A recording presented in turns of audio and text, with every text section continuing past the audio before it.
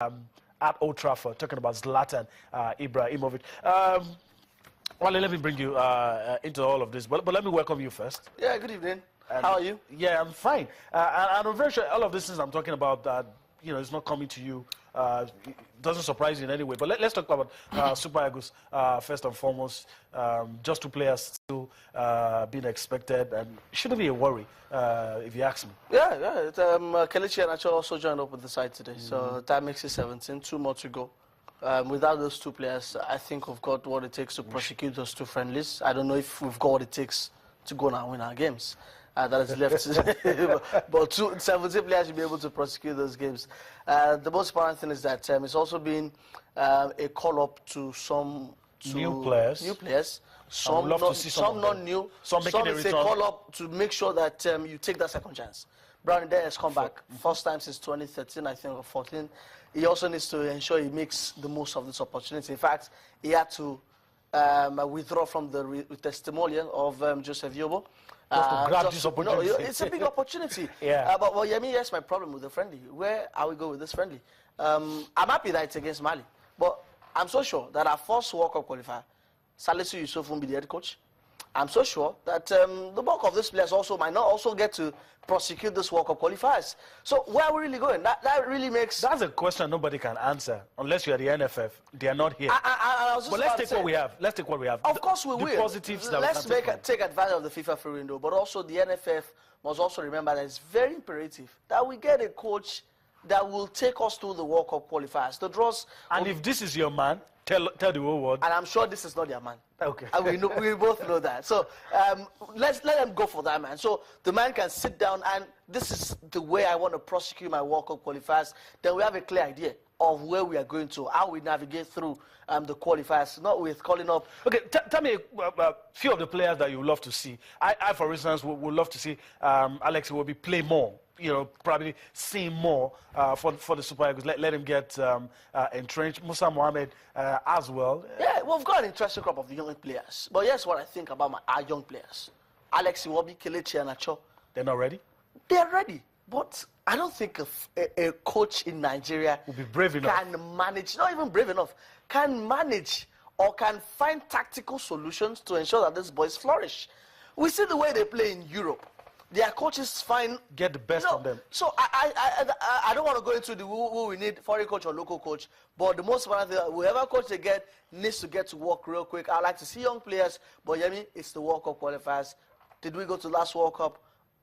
We did, but we didn't do well. We have to qualify for this. You look at the list of 19 other African teams in the pot, they are monstrous teams. Okay. We can't afford to really... All right, let's take a step down. Talking about the Olympics, a lot of teams are taking the Olympics seriously. Brazil, all of them taking the Olympics seriously. Yeah. And we're doing what we can from this end. So let's talk about Coach Samson here and the updates from the Under-23 team, Riot Act. Yeah, the Riot Act expired on Wednesday, and some players fell in line. We had Azubike Okechukwu, the captain of the side. I think Usman Mohammed also made it to camp. The former FC Taraba skipper also made it to camp. Where they'll be traveling on Monday. Through Abuja to South Korea for the Suwon Invitational Tournaments. We've got South Korea, Honduras, and Denmark in the mix. I would have loved them to be at Toulon because Toulon is where the big teams are. Usually come. Yeah, you have Portugal and some of the others. We'll be taking on Japan in the group stages. Japan played Guinea a couple of days back. So they have a feel of what to expect going to the Olympics. But Suwon is also not a bad one. The NFF have said not the paucity of funds is the reason why they were going to Suwon, not Toulon. But Samson Siasi has to get closer. A lot of people have said, I don't know if you agree, a lot of people have said, look, the time is too short for you to start saying you can look at all of these players. At this point, you should know those guys you want to take. That's my problem with Samson Siasi. I don't know if I should say it's a confused man, but I think Samson Siasi is gradually getting closer to what should be his final batch of list of players for the Olympics. Before it was a large pool. Remember when he came, he got like 50 players. I'm like, wow, 50 players at this stage. But I think it's pruning it down, and I'm just so not too happy that he's still trusting the foreign-based players too much. If you don't trust them too much, you don't care about if they come to camp on Wednesday or not. But also the MPFL action hasn't allowed the players from the MPFL also to be at camp. He wants a lot of time with these players, but with the situation of things, here has to readjust and admit that he will have plenty of time and he has to work with what he has. I can't let you leave without you talking about Jose Mourinho. Now the confirmation, the worst kept secret anyway. Yeah, we all knew it was always going to happen. But looking at it from a United perspective, I'm not sure if you're a fan, but I would never be a fan. But looking at it from a United perspective, do you think Jose is the kind of man for a club with such tradition like Manchester United? And do you see him helping those youngsters that we have seen develop, the Rashford of this world?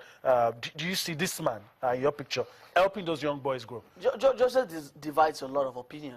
Everywhere it's gone to. Porto, Real Madrid, we know what happened at Real Madrid. It's always divided opinion. And since this worst case scenario, like you said, has been asked or has been in place, the number one question everyone has been asking is Jose the right man for Manchester United? Yes, what I think, from my candid thoughts, I think it's the right man. I think it's the man to get United back to where they want to be. Phil Neville said something today.